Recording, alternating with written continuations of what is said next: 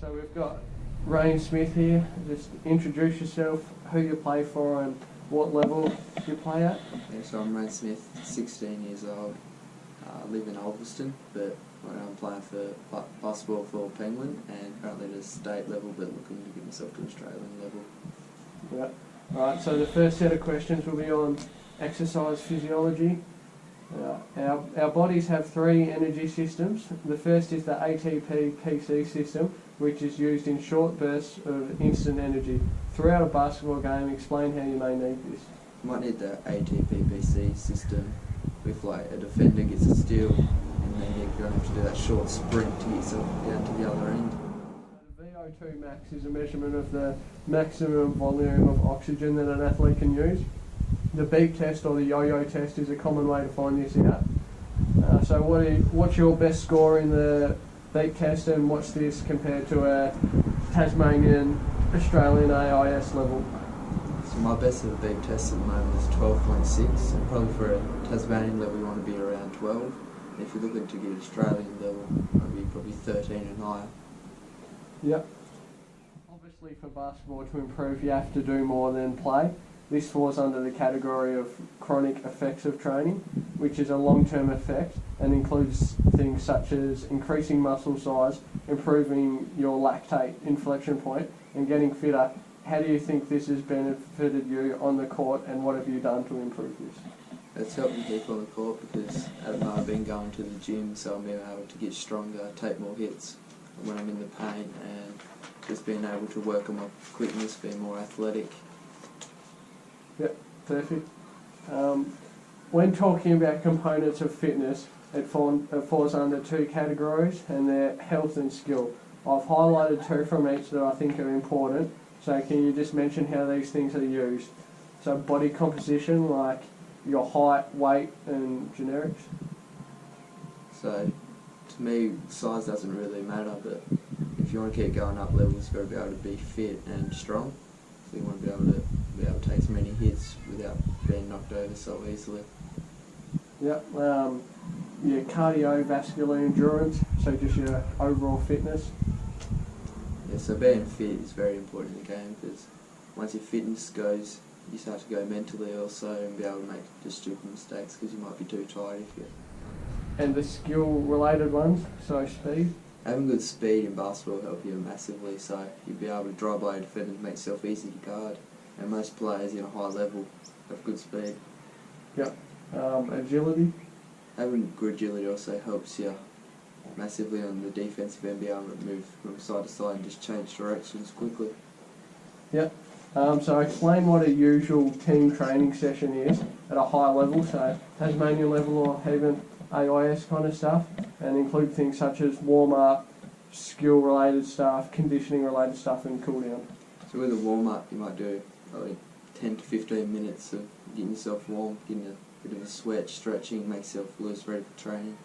With the skill stuff you might do some team shooting before and some ball handling, then you'll get into run all your plays, getting all that right, then maybe do fitness towards the end.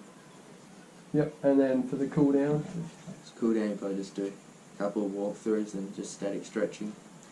Yep, perfect. So what type of season are you playing at the moment? Is it more of an off-season or in-season?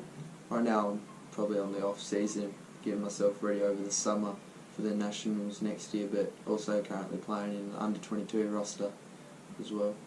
Yep, and how does your workload change throughout the year?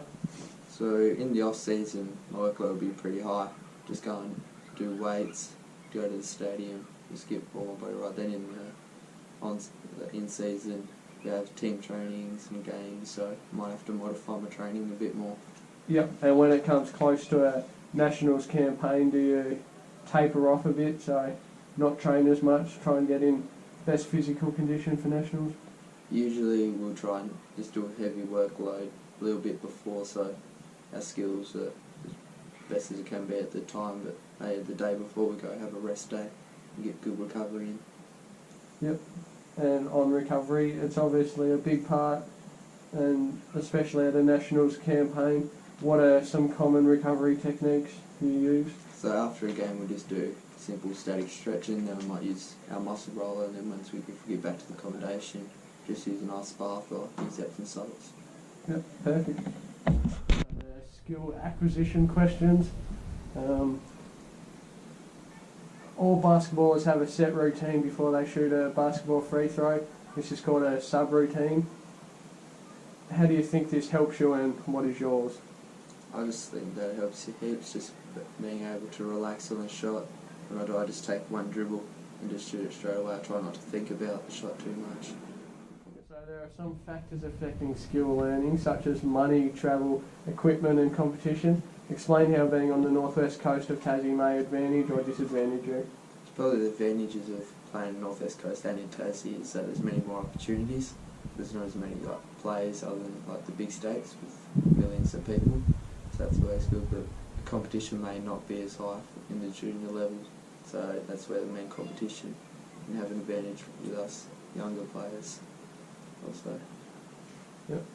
There are 3 stages of learning, being cognitive, which those people need lots of feedback and need to concentrate really hard, and they're compared to probably a under 8, under 10 basketballer.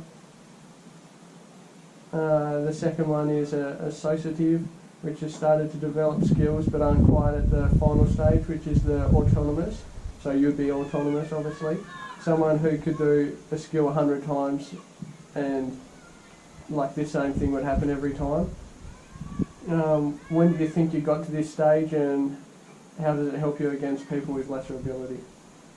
I've probably still not even got to that stage yet.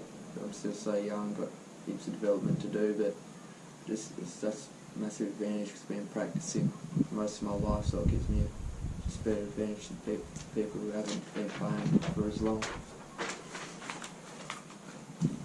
How does feedback from coaches help you? It helps me massively, so they can tell me things I need to improve on, things I'm doing good, and it just gives you confidence. In basketball, how can an effective reaction time help you? It can help massively, just the ball might just be coming at you without you even paying attention, or if the defender gets a steal, you've got to be able to react quick. So how does your memory help when playing against other teams and knowing their play style and certain players? It helps massively having a good memory, so if you notice that they're calling out a play, they've already run that before, you'll be able to cheat through a screen and then skip through. Yeah.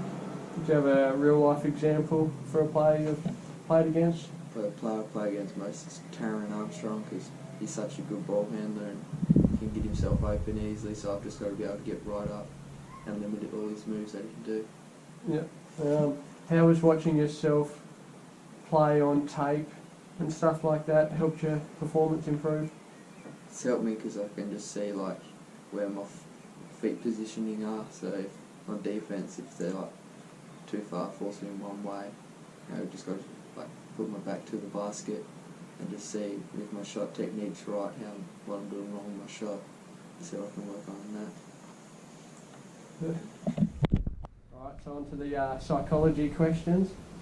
How can being more self-confident than your opponent give you an advantage, and also how have you gained self-confidence over time? So being self-confident helps me be just more relaxed when I play and be able to play my style of game. Not really want to get to me, especially when it's late clock and the game's on the line. I'll be able to be the person to take that shot. And by gaining self-confidence, it's just through heaps of practice, just heaps of hours in stadium. Yep, awesome. Alright, Bandura has 4 main traits of self-efficacy, self-confidence. One being modelling. Have you modelled your game off anyone else, or just taken little parts of good players and put it into your game? Probably just been taking little parts of good players, try and add it into my game, see what they do. Yeah, try and put that into practice and in games. Yep. Goal setting is a massive component of basketball. Can you tell me how setting goals has helped you with things like motivation? So by setting goals, it just gives me a target that I want to try and exceed. Past that, just because it's a goal. I don't want to just achieve that, I want to do more. So I just remind myself each day what my goals are, help me push through it. Yeah, and how is setting short-term goals help you achieve long-term goals? This can be team or individual. It helps me heaps because if I keep achieving the short-term goals, hopefully I'll be good enough to achieve my long-term. Yeah. So before a game, everyone's got different things they do. These are called pre-competition strategies. What do you do before a game? You don't really have a pre-game ritual, but I'll just do stretching, get myself warm, and just loosen myself up. Any motivational music or anything? No, not really. Don't really listen to music before games. Yep. Motivation is broken down into five parts, being positive, negative, intrinsic, extrinsic and amotivation. How is negative motivation, such as you're too small or you're not good enough, internally motivated you? Oh, it motivates me heaps because when people say I just shoot, I want to be able to prove that I can do more than that. So mental rehearsal is doing something or visualising something before you do it. So when you're playing basketball, do you ever visualise yourself taking a shot or doing a move before you do it? Yeah, sometimes I do, especially when it's the game's on the line, might be the free throw line. Might just visualise yourself making the shot. Could do a lot for your own confidence.